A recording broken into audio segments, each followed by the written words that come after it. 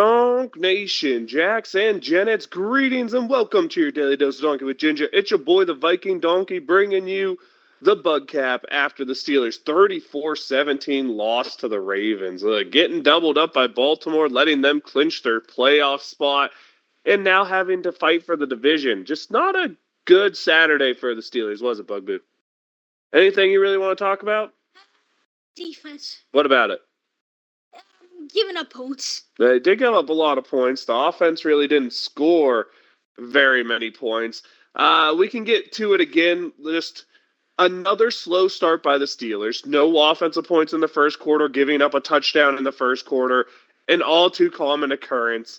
Normally the offense, though, makes up for that by playing clean football. This week that wasn't the case. Russ had two detrimental turnovers that were doubled up by the defense not doing their part, or first the defense doing their part and then Russ giving it up. Just not good play all in all. And let's be honest here, this is the second time we played Baltimore. This is the second time when you look at the overall numbers, you probably think Baltimore was the better team. The first time the Steelers got the bounces, when the ball was loose, it went to the Steelers, and Baltimore missed field goals. This week, no such luck.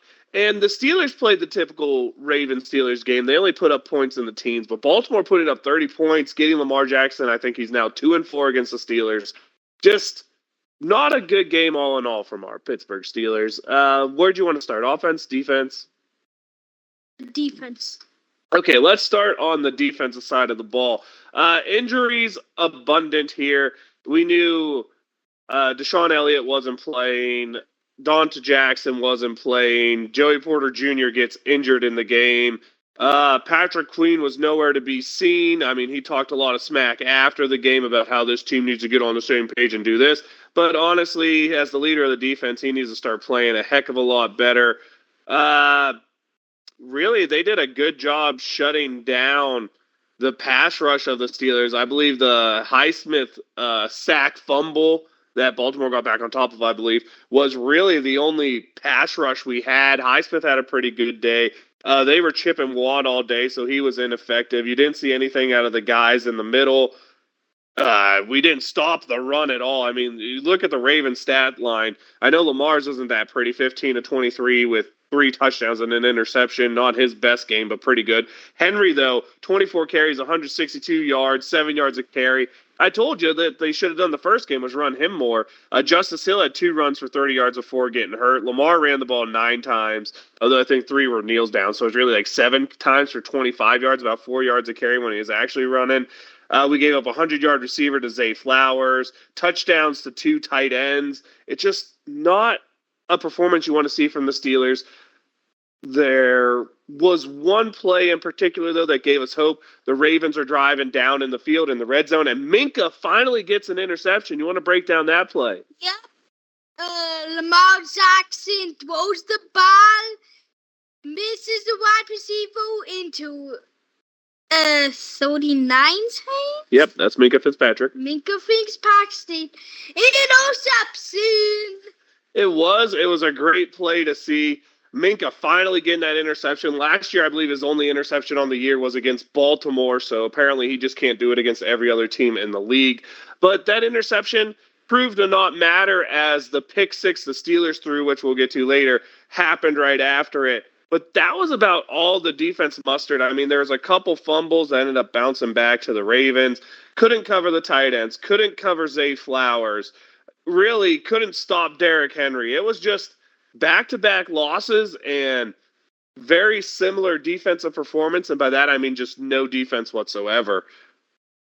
Any closing thoughts on what the defense did or possibly could do?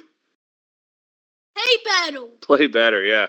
That's certain. Hopefully this is just an injury thing and this team will get better when they get healthy. Now let's get to the offensive side of the ball. Again, no scores whatsoever in the first quarter. The second quarter, we go ahead and we do get a score on a touchdown to Michael Pruitt. And then we're driving down to take possibly a 14-7 lead. Russ has a 30-plus yard run. But, Bug, you were yelling it before he even did it about sliding. I mean, what happens on this play on Russ's big run? He should have slid, but he waited and he fumbled. He did. He fumbles at the 3-yard line trying to be Mr. Hero instead of just doing the smart thing. Like, he's a 13-year vet. He has to know better than to put himself and that ball at risk. And this isn't the first time he's fumbled for the Steelers, but this was the first one that came back to bite them in a game.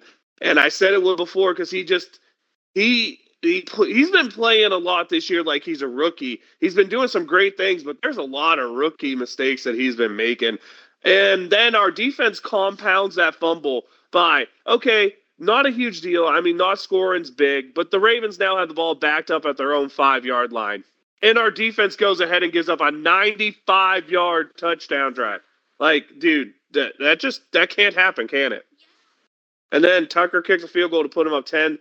We actually get Boswell to close the half, kicking us a field goal to get us back. Cordell Patterson caught the touchdown that tied it, and then that would be all it wrote about midway through the third quarter. That's all it wrote for the offense. Again, just nothing happening at all on offense. When you look at the overall numbers, Russ is 22 of 33 for 217, 2 touchdowns, and a very costly pick six right after the Minka interception. Russ rolls right, throws behind the receiver, interception for a touchdown. You want to break down that play? Yeah. Go ahead. Was throwing the ball to a wide receiver, interception, pick six. Yeah, pick six, and that's about all they wrote on the day. One of the few days where Najee Harris was successful running the football, and we lost. I mean, he has 9 carries for 4.7. Jalen, 12 carries for 4 yards. I mean, the offense, the numbers look okay, but again, just no production of points, nothing happening in the red zone. It's getting hard to watch here. Another good game from Calvin Austin. Let's give him a little love. Another 65 yards on the stat sheet for him. Yep. Yeah, that's good to see. But Pat Freiermuth, I mean, 3 catches for 16 yards. Where the heck was Freiermuth in this game? Sideline. I wish it was the sideline. At least then there would have been a reason for it. Patterson has a contested touchdown catch. A couple other guys adding 20 yards receiving.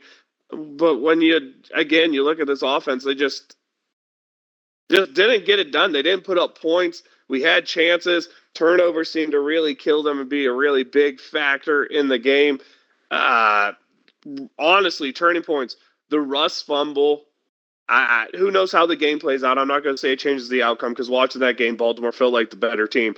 But the Russ fumble that could have put us up 14-7 or at least 10-7, then the compounding that into a touchdown for the Ravens, and then the Steelers defense finally making the play this time, not being the bad part of the team, gets the interception, and it's followed by Russ throwing an interception for a touchdown. Those really felt like the things that just changed the outcome of this game, Bug. Yeah.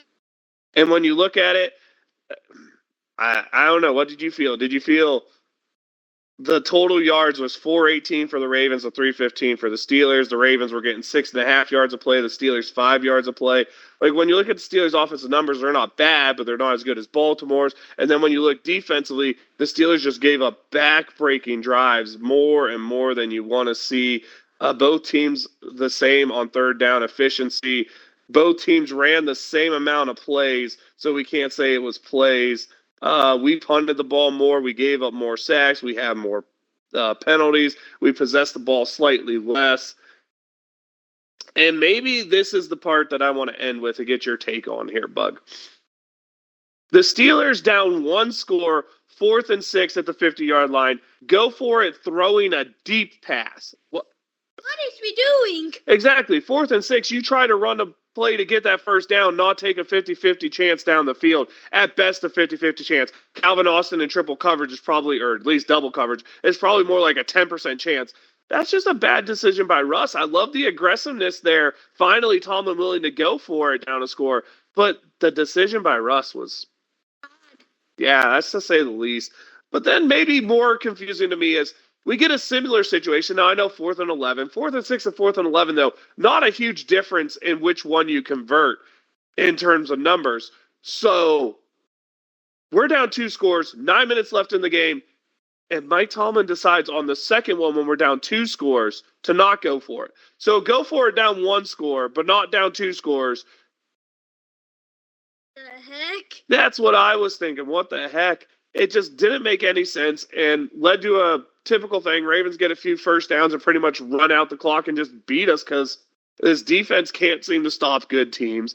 Mike Tomlin lives in his fear and never coaches to win. I thought maybe he was going to coach to win going for it the first time, but the second time shows you that was more of a Mike Tomlin was trying to show people, I do go for it after getting criticized so much about it last week. But then he did the same thing that he did last week when you're down 2 scores late or midway through the fourth quarter. You can't punt, but he punts. It just, I don't understand why this team's so afraid to win, Bug. Yep.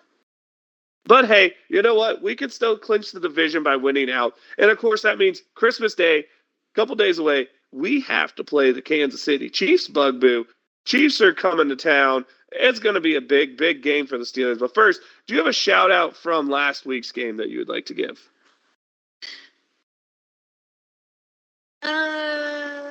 Do, do, do, do, do, do, do, do. I have nope. None? Bug does not have a shout out this week. All right, let's get to the other games. The other Christmas game, Baltimore's going to Houston. Who'd you like in that one? Houston. We got the Broncos going to Cincinnati. Broncos. Cincinnati needs to win that to keep their playoff hopes alive. Ironically, they still have a chance. And we have the Dolphins going to the Browns. Dolphins. And then, of course, the game we wanted to really know. We have the 14-1 Chiefs coming to the Steelers. The Chiefs have a chance to clinch the 1 seed. What do you think is going to be going on here?